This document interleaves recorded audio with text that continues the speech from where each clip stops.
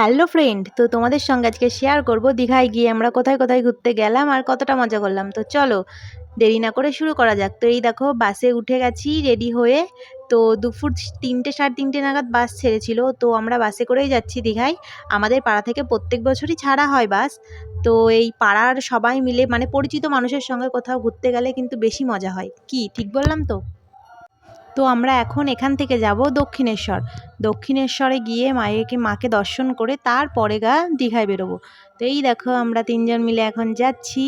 তো এই যে ঠিক সন্ধে নাগাদ আমরা নেমেছিলাম দক্ষিণেশ্বরে মাকে দর্শন করার জন্য। তো এখন এই যে যাচ্ছি মাকে দর্শন করতে। আমরা সবাই মিলে বাসের যে কজন ছিল সবাই মিলেই যাচ্ছি দেখতে। তো আমাবতী ছিল, আমাবতী নাগাদ নাকি মায়েরকে দর্শন করা যায় না।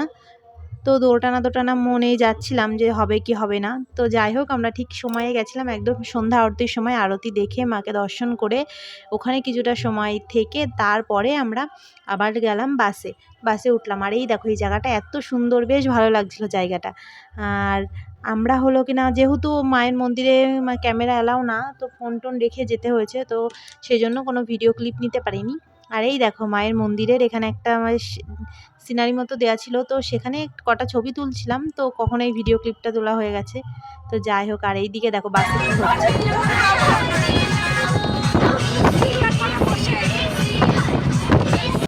তো ভোর 4:30 নাগাদ আমরা হোটেলে নেমেছিলাম।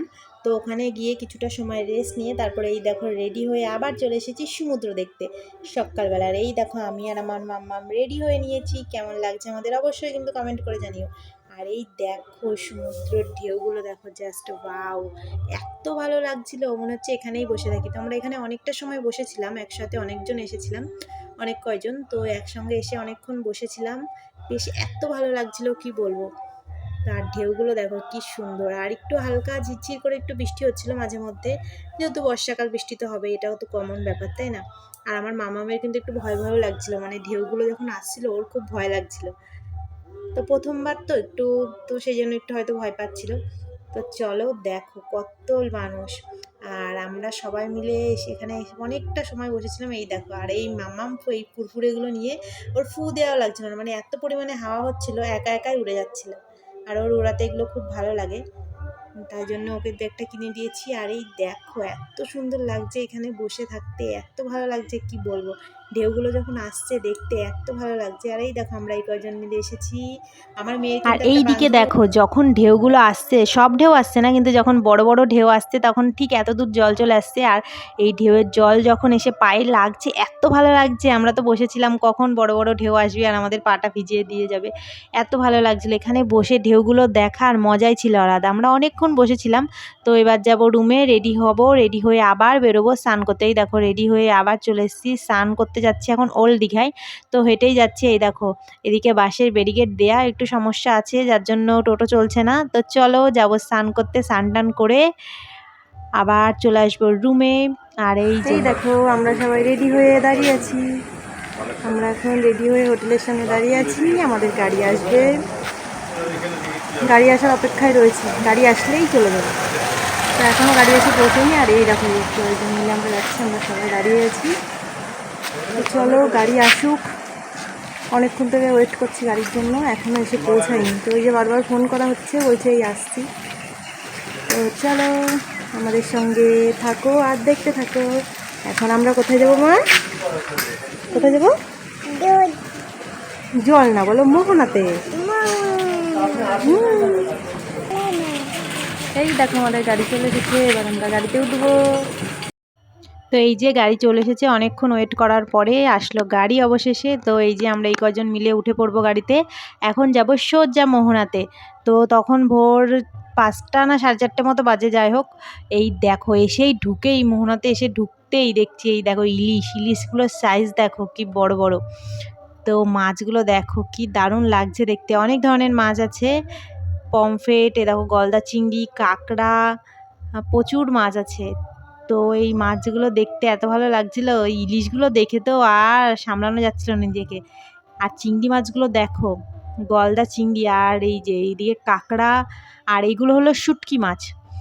শুটকি মাছ যেহেতু খায়ও না, সেই জন্য অত ইন্টারেস্টও নেই দেখার প্রতি, এইগুলো ভালো লাগছে না আমার। তো এই দেখো চলে এসেছি মোহনাতে। আর এই দেখো এই রাস্তাটা, এই পাথরের এই রাস্তাটাই কিন্তু একটু পরে আর হাঁটা যাবে না, জল উঠে যাবে। তো এখান দিয়ে কিছুটা হাঁটলাম, পুরোটা যাইনি তবে খানিকটা গেছিলাম। আর এই দেখো মাম্মাম আর মাম্মামের পাপা দুজন দেখছে জল, ওকে দেখাচ্ছে। আর বেশ ভালোই লাগে এই রাস্তা দিয়ে হাঁটতে। আর এই দেখো এর ওপরে এই পাথরগুলোর উপরে উঠে পড়েছি, উঠে কয়েকটা ছবি আর ভিডিও তুলে নিলাম। খুব উঠতে কিন্তু বেশ ভয় ভয় লাগছিল বাবা, যদি একবার পড়ে যায় তাহলে আর দেখতে হবে না। উঠার নামার সময় কিন্তু বেশ ভয় লাগছিল, অনেক কষ্টে করে উঠেছি।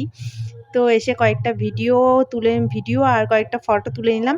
আর পেছনে দেখো ব্যাকগ্রাউন্ডটা এত সুন্দর লাগছে, ঢেউগুলো আসছে, কি দারুণ লাগছে তাই না? বেশ সুন্দর লাগছে। আর এই দেখো এখন কিন্তু বেশ অনেকটাই রোদ উঠে গেছে, অনেকটাই বেলা হয়েছে, 7টা সাড়ে 7টা নাগাদ বা 7টা মতো বাজে হয়তো। তো দেখো অনেকটা রোদ উঠে গেছে, রোদের দিকে তাকানো যাচ্ছে না, এই মেঘ এই রোদ কি আর বলবো। আর ওই দেখো আমার মেয়ে আর ওর বান্ধবী, ছোটই বলো আর বড়ই বলো, একটা কিন্তু যদি সঙ্গী থাকে তাহলে কিন্তু তা বেশ ভালোই লাগে তাই না? ছোটই হোক বা বড় হোক, একা একা ভালো লাগে কারোর, একটু সঙ্গী পেলে সবাই একটু বেশ খুশি থাকে, ভালো থাকে।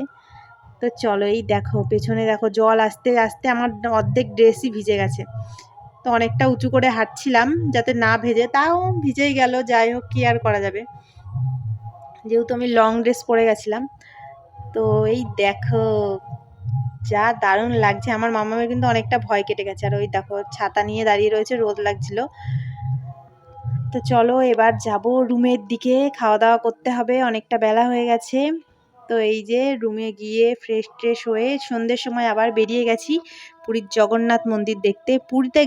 পুরী বলছি, ধ্যাত, দীঘার জগন্নাথ মন্দির দেখতে। পুরি করে পুরীর জগন্নাথ মন্দিরই তো এখন দীঘায় হয়ে গেছে তাই না বলো? তো এই যে এত সুন্দর হয়েছে, দীঘা এসে যদি এই মন্দির না দেখো তাহলে আর কি দেখলে তাই না? বাড়ি গিয়ে কি বলবে কি দেখলে। এই দেখো চলে এসেছি, এত সুন্দর লাগছে। আর আমরা যেদিন বাড়ি ফিরলাম তার পরের দিন, আজকে মানে গেছি, যেদিনকে মন্দিরে গেছি তার পরের দিন ছিল রথ। তো ওখানে মন্দিরটা সাজানো হচ্ছিল বাইরে, প্রচুর ফুল দিয়ে মন্দিরের গেট টেট বেশ সাজাচ্ছিল। আর এই দেখো